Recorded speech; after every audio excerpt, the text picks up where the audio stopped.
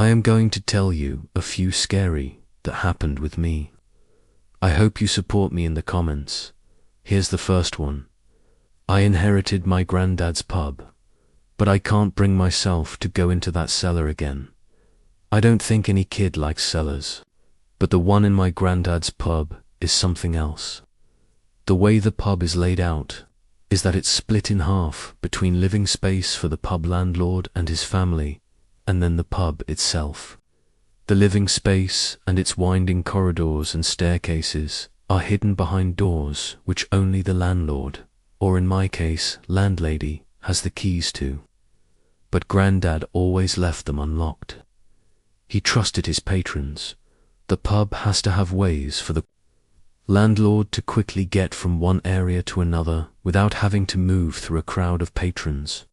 Hence the hidden corridors and stairwells. It's the same in old houses that used to keep servants. It's more common in very old pubs, and although this one isn't one of the many that claim to be the oldest pub in England, it has medieval foundations, and the walls in the pub garden are 17th century.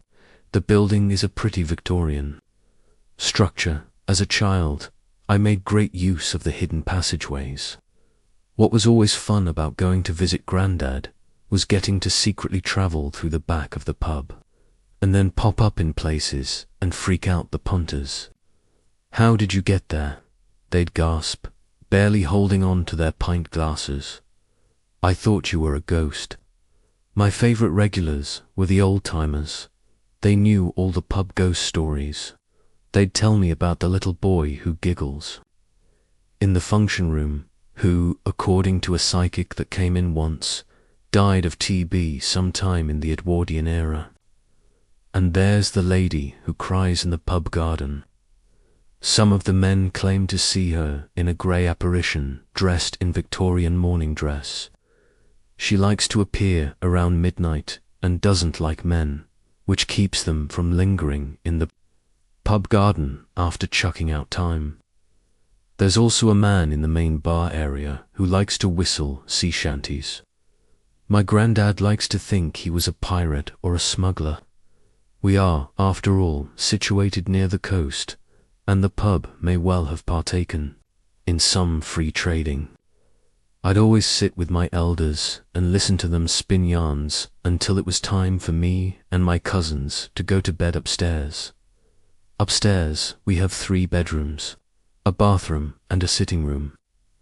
Then downstairs, we have a huge kitchen for making pub grub, my granddad's office, which is now technically mine, and then, right as you approach the door to get into the main bar, are the stairs to the cellar.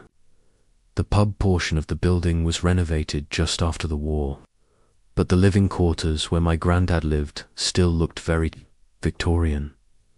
The staircase isn't quite circular, but it has a bend as you walk down into the darkness of the cellar. You can only barely see the bottom of the staircase as you look down. As you lean over the banister, all you can really see is the darkness, pure and black, like tar. You can see all the way down into the cellar's darkness from upstairs in the living quarters too, as it's all one spiral staircase that connects the whole living quarters and makes it feel like a home rather than pub lodgings. Having to pass by the cellar staircase every time you wanted to enter the main bar was always terrifying as a child. But what was even worse was having to go down into the cellar yourself, especially if you had to go alone. Occasionally, Grandad would ask one of us to go down and get some ice for the bar. One day, my older cousin, who usually did the job, couldn't be found, so the task fell to me. "Get me some ice, would you, love?" he asked, handing me the shiny metal bucket from the bar.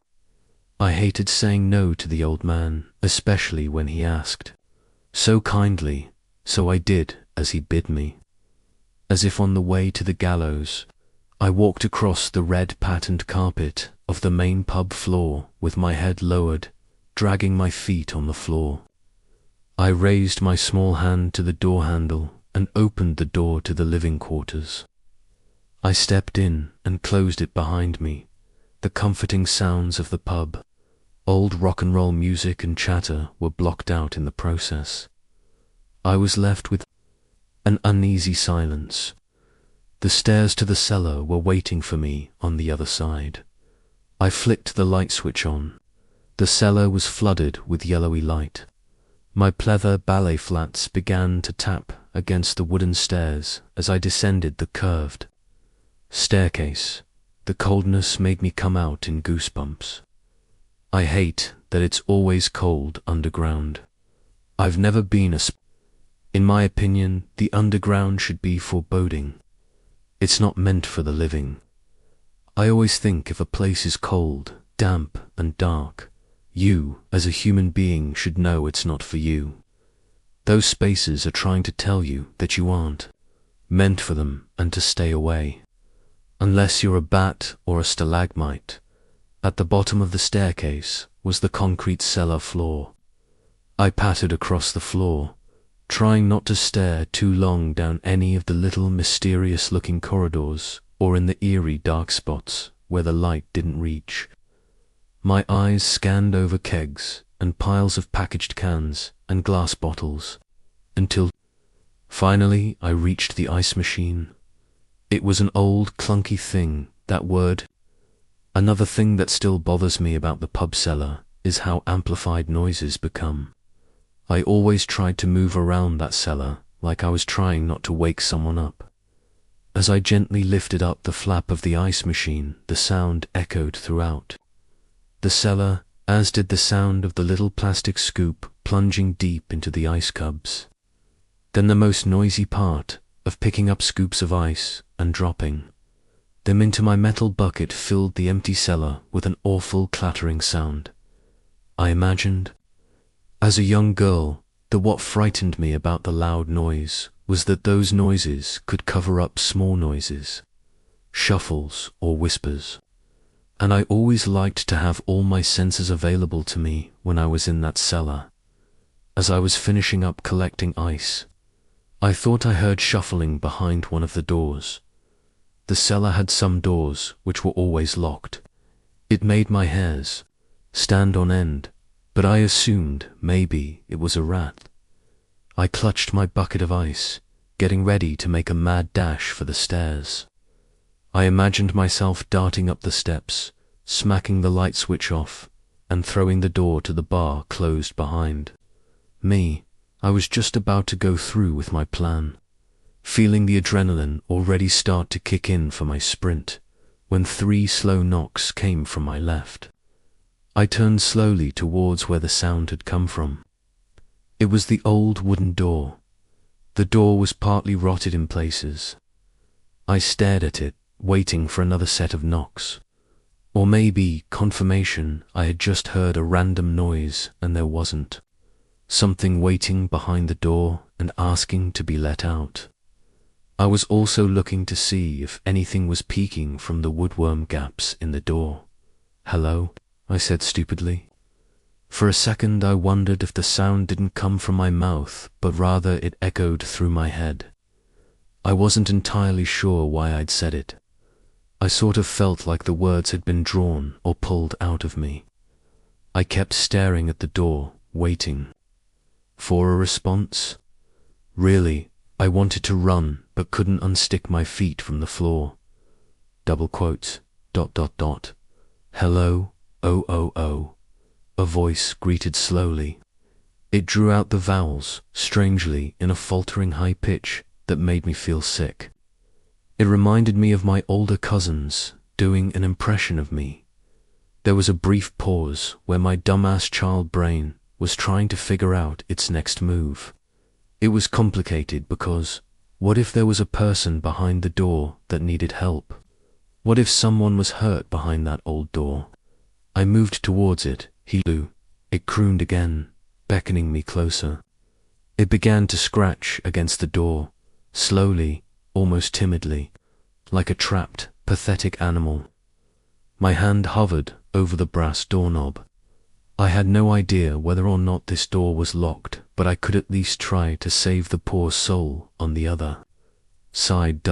Then, as my hand gripped the cold doorknob, there was a small shock that sent a message through my nervous system telling me that whatever had responded to me didn't sound or seem human.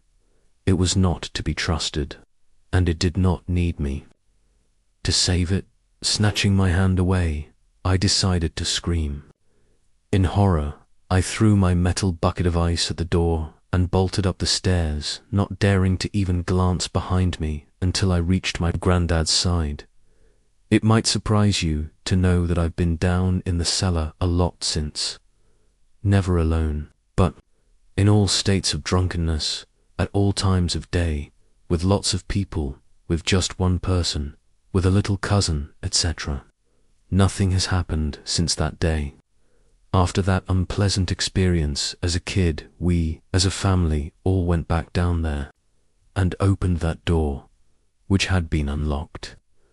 There was nothing behind it except the good bottles of booze. The pub has recently fallen into my hands. My grandfather isn't dead, but his health and memory are failing. Dementia is a bitch, and he's moved in with my uncle. No one else wanted to move down to the coast and take it over, so I happily volunteered. I'm fresh out of uni with a degree in sociology, so I have no other job prospects. In truth, it's been a great relief. I thought I had it made. I ran the place for about 2 great weeks, managing to covertly avoid going down into the cellar alone. I always got someone's kid to help me carry stuff, or I'd brush off the ice or keg-related chores to one of the other bar staff because I'm just so busy. In truth, it's because I'm a massive pussy, in my opinion, and I think you'll agree I had every right to be, but the other day, the time finally came where I had to go down there by myself after a decade of somehow managing to avoid it.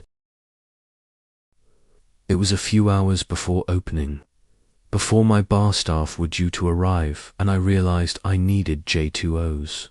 My instinct was to wait and get one of the staff to do it, but then I thought, what kind of pub landlady can't even go down into her own cellar? Determinedly, I marched through my pub, thudding down the steps that were so old they bowed in the middle and creaked with every step. I made my footsteps purposefully loud to prove a point.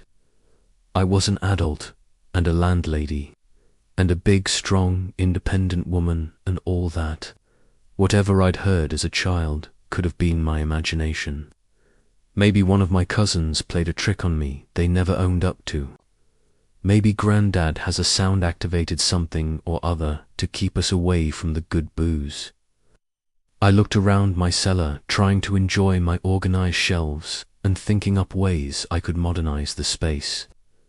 The quiet cool of the cellar was actually quite peaceful once you got over the sense of looming, foreboding, dread and doom. I scanned my shelves, looking for the bottles of J2O I needed to restock. I plucked the packet of small bottles from the shelf, then paused. I heard nothing, not even a shuffle, just the still quiet of the cellar punctuated by the worry of the ice machine. Still, I began to feel uneasy. I decided I'd made my point, and it was time to leave. I always think you should trust your instincts on things like that. I think a sense people often ignore but should heed more than anything is when your body tells you it's time to leave. I told myself I'd stay longer next time, then a little more the next time, but now it was time to go. Quickly, I climbed the stairs, half expecting something to grab me along the way or to hear something thud up the steps behind me, but nothing did. I got to the top of the stairs and reached the hallway just fine. As I took one last look down into the cellar, I opened the door to the pub. I smiled to myself, enjoying the feeling of having conquered a deep childhood phobia. I took the box of bottles behind the bar and started restocking. As I restocked, I started to think, quite cockily, that being a pub landlady might be my calling. Now that I'd conquered the basement, all I needed to do now was avoid becoming a Weatherspoons, and I'd be set for life. I loved the pub and all the memories it had in its walls. I loved being by the coast, and I also owed it to Grandad and our regulars to keep the place running. As I placed the last bottle into the fridge, I heard 3 knocks from the door to the living area. Being lost in thought, the sound made me jump and almost drop said bottle. "You're early?" I called out to who I assumed was a member of my bar staff. There was no response. "Make me a tea if you're going to the kitchen, please." No response again. "Oi," I snapped. That didn't work either. "Hello?" I yelled into the empty pub, the sound reverberating through the air. There was a lengthy silence. Then finally, I did hear something. I heard a quiet, strained voice which sounded like it was coming from behind the door. I stepped out from behind the bar and began walking towards the sound. As I got closer, it started sounding like a child. I put my ear to the door, wondering if a kid had wandered in from outside somehow, or maybe even broken in. Then, in a voice which sounded all too familiar, something from behind the door ground out in a flattering and sickening, high-pitched mockery of my voice. ... Hell, low, o. Next story that happened recently. I was being hunted by a bear in the woods. The thing that saved me was so much worse. I've always been a hiker, not a casual one though. I love the solitude. I love the feeling of being a small, insignificant part of something vast and ancient. The quiet of a forest is a kind of church for me. Or at least, it used to be. Yesterday, I decided to tackle a remote section of the Greenhorn Mountains. It's a rugged, beautiful area that doesn't get a lot of foot traffic. I parked my car at a dusty trailhead, clipped my pack on, and headed into the wild. The first few hours were bliss. The air was cool and smelled of pine and damp earth. The only sounds were the wind in the trees, the chatter of squirrels, and the rhythmic crunch of my boots on the trail. It was perfect. I was about 5 miles in, deep into a section of dense, old-growth forest. When I first heard it, it was a crunch. A heavy one. Anyone who spends time in the woods learns to catalog sounds. A squirrel is a light, frantic skitter. A deer is a delicate snap of a twig followed by silence. This was different. This was the sound of significant weight deliberately breaking a fallen branch. It came from somewhere off to my left, behind a thick stand of firs. I stopped, my ears straining, and scanned the trees. Nothing. I told myself it was probably buck, a big one, and kept walking, maybe a little faster than before. 100 yards later, I heard it again. Crunch, closer this time. And it was followed by the sound of something large moving through the undergrowth. A heavy shush of foliage being pushed aside. My blood went cold. This wasn't a deer. This was something big. I slowly, carefully turned my head, and I saw it. Through a gap in the trees, maybe 60, 70 yards back, was a bear. A big black bear. Not just big, but massive. Its head was down, sniffing the path where I just walked. It wasn't just wandering. It was following my trail, got my heart hammered against my ribs. I've seen bears before, but always at a safe distance. And they've always been more scared of me than I was of them.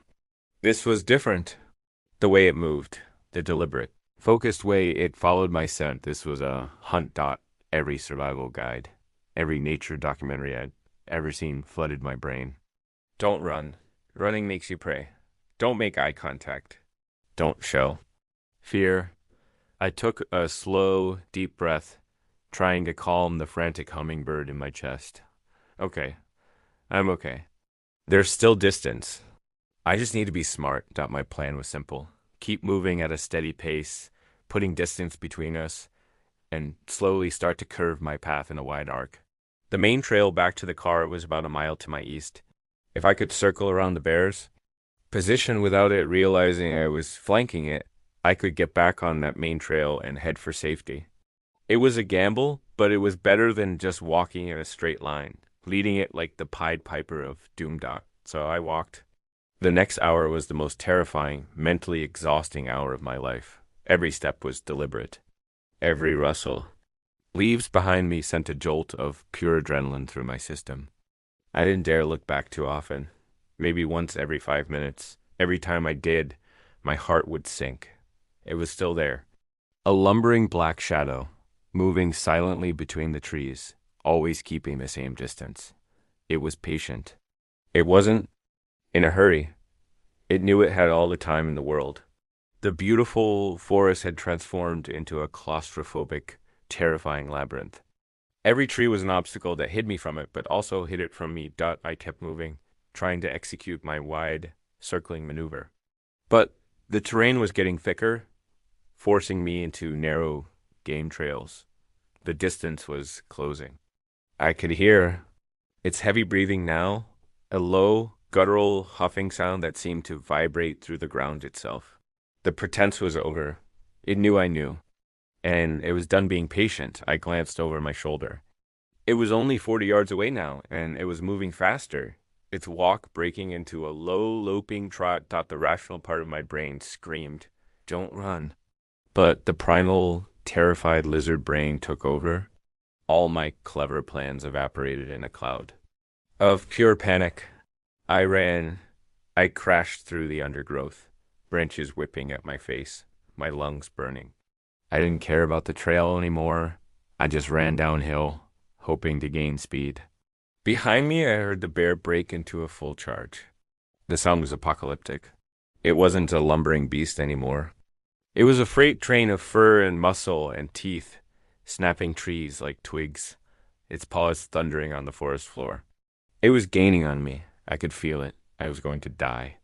A stupid, terrified death, torn apart in the middle of nowhere. And then I heard the whistle. It was a simple, clear tune. A lilting, three-note melody, like someone casually whistling a folk song. Doo-dee-doo. It cut through the chaos of the chase, clear as a bell. It sounded human. It sounded like help. My brain, desperate for any shred of hope, latched onto it. A ranger? Another hiker? Someone had heard the commotion. The whistle came again from somewhere ahead and to my right. Doo-dee-doo. It was a signal. A direction. Without a second thought, I veered toward the sound. Hope gave my burning legs new strength. I scrambled over a fallen log, my eyes scanning the trees ahead for a flash of color, for a friendly human face. The bear was roaring behind me now, a sound of pure predatory fury. It was so close I could smell its hot, musky scent. I screamed, my voice cracking. "I'm here. Help me." The whistling continued, but it seemed farther away. Now, the notes were fainter, more distant. My heart sank. Was I going the wrong way? Or was my savior moving away from me? Panic surged again. I just had to be faster. I pushed myself harder, my vision starting to tunnel.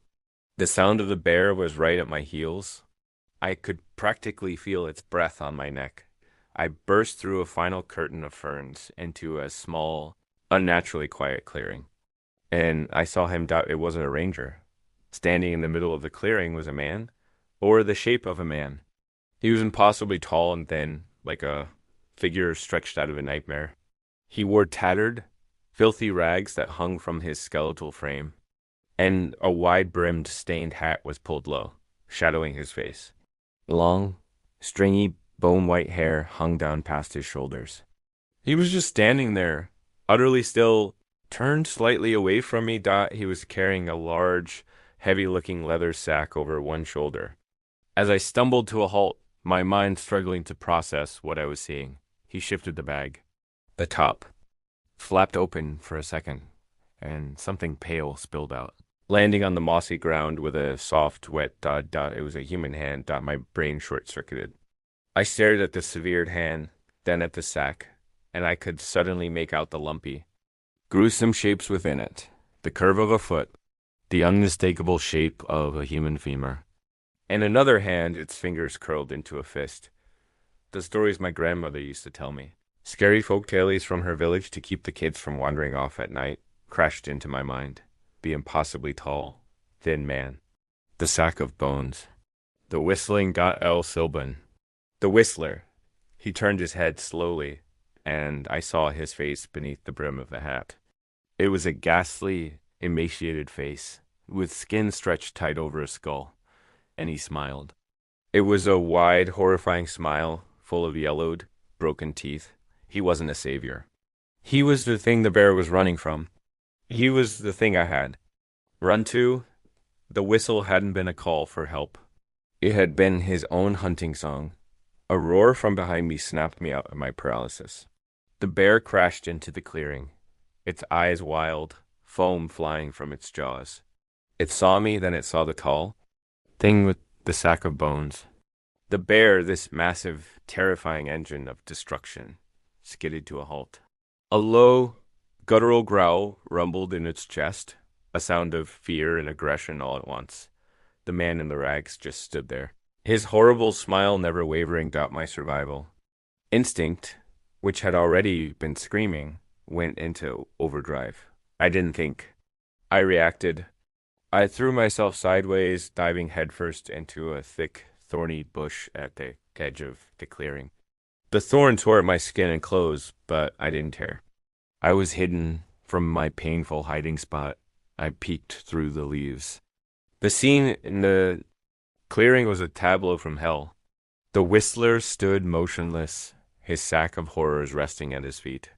The bear, driven by instinct or territorial rage, rose up onto its hind legs. It stood a full 8, maybe 9 feet tall, a mountain of muscle and claw. It let out a deafening roar that shook the very air, and swiped one of its massive paws at the tall, thin man. I didn't wait to see the blow land. I couldn't. I scrambled out of the other side of the bush and ran. I ran back the way I came away. From the clearing, away from the two monsters fighting for the prize. For me, I ran like I had never run in my life, my mind a blank slate of pure terror, and then I heard it. It wasn't a roar. It was a scream, a high-pitched, agonized animal scream of unbelievable pain. It was the bear. The sound was cut off abruptly, followed by a wet cracking sound that I will hear in my nightmares for the rest of my life. And then the whistle started again, do dash d dash do da. But this time it was different. It was loud. It was so close it sounded like it was right behind my ear. And in that moment of ultimate terror, a fragment of the old story, the one my grandmother told me, flashed in my head, a warning. When the whistle sounds far away, he is right beside you. When it sounds close, he is far away and you have a chance to run. I didn't look back. I just ran. I ran towards the memory of the main trail, the close, cheerful whistling, my only companion. It was my guide, my metronome of terror. As long as it was close, I was gaining distance. The thought was insane, but it was the only thing keeping me going. For 3 minutes, maybe 4 an eternity, I ran with that tune right in my ear, pushing me forward. Then I burst onto the main trail. I recognized it immediately. My car was less than a mile away. I risked a glance behind me. I saw nothing but trees. And the whistle, it was fainter now, more distant, which meant he was coming. He was done with the bear. I have never known a fear like the one that seized me then. I sprinted down that trail, my legs pumping on pure adrenaline. I could hear him coming. I couldn't see him, but I could feel his presence, a cold dread that seemed to chase me, to suck the warmth from the air. The whistling got fainter and fainter, a whisper on the wind. I saw my car through the trees. The glint of sun on the windshield was the most beautiful thing I have ever seen. I fumbled for my keys, my hands shaking so violently I dropped them twice. I unlocked the door, threw myself inside, and slammed the lock. I jammed the key in the ignition and turned. The engine roared to life. I didn't look in the rearview mirror. I couldn't. I stomped on the gas pedal, and the car shot forward, spitting. Gravel. I drove, and I didn't stop until I saw the lights of this rundown motel. So I'm here now, I don't know. How do you explain this to anyone? But I had to tell someone. I had to warn someone. The things in the woods are real. The old stories are warnings, not entertainment. And if you're ever lost in the deep, dark woods and you hear a whistle, don't run towards it. It's not a friend. It's not help. It's a lure. Third story, asterisk. Something that looks exactly like me shows up on my birthday every year and gives me a wish. This year, I wished for something horrible. Have you ever wondered what you look like from other people's perspective? Well, I have, and on my 18th birthday, an unassuming knock on my college dorm door satisfied my curiosity, and then my young naivete caused the assumption it was one of my roommates, or perhaps they're and so I opened the door without so much as an inquisitive, "Who's there?" The knocker's identity brought out a dormant instinct harbored deep within me that I would wish on nobody it was me. Something that looked identical to me stood on the crude, jokey pink doormat in front of our dorm, wearing a wide, knowing smile and holding a tiny slice of candle-topped cake. It clearly noticed my sudden inability to form any words because it spoke, in my exact voice and cadence, to break the silence. "Happy birthday. I'm glad we can finally meet in the flesh. Unfortunately, you have no birthday wishes saved, but there's always time for a first. So make those gears in your head turn and think of something." An unseeable spark lit the candle as the final sound came out of its mouth, whilst my mind, as requested, did work except not to think of a wish. I slammed the door shut as it went to speak again out of nothing but horrifying instinct, and spent the next few hours shell-shocked. Beyond the general impossibility of what I had seen, of what talked to me, I kept going back to the cherry on top of the disturbing pie. There were no imperfections, no skin blemishes where there shouldn't have been any, no teeth ever so slightly, mispositioned, no strands of hair out of place. Nothing at all that might have tipped myself or anybody else off to the fact that it was an imposter. I still refuse to refer to it by any word suggesting any level of humanity. I spent the next few weeks in a haze of bewildered depression and terror. The few times I ventured out of my dorm room, I was greeted by that same slice of cake. Rotten, withering and swarmed by flies, but there and still lit nonetheless. The few times I talked to my dorm mates about it, they said nothing was there. No cake, no candle. On the outside, I was talking about a doppelganger and a piece of birthday cake they couldn't see. So they grew increasingly concerned with me as the weeks went on. Not wanting to be sent to some facility, I gathered the courage to begin ignoring it all. I stepped over the cake, which burned with a slightly weaker flame, every morning and evening, and pushed the imposter out of my mind's sight. Things slowly improved, and I began to turn a blind eye to the situation when my 19th birthday rolled around quicker than I had thought it would. And like it never left, that thing tapped on the front door again. I considered not opening. In fact, I was convinced that not opening was the only logical decision. But as I stared into my very own eyes through the peephole and saw the ominously full of possibilities flicker of the candle reflect into them, I twisted the handle and opened right up. Glad you decided it was worth it. First year is always so difficult. It spoke in a soft tone before continuing.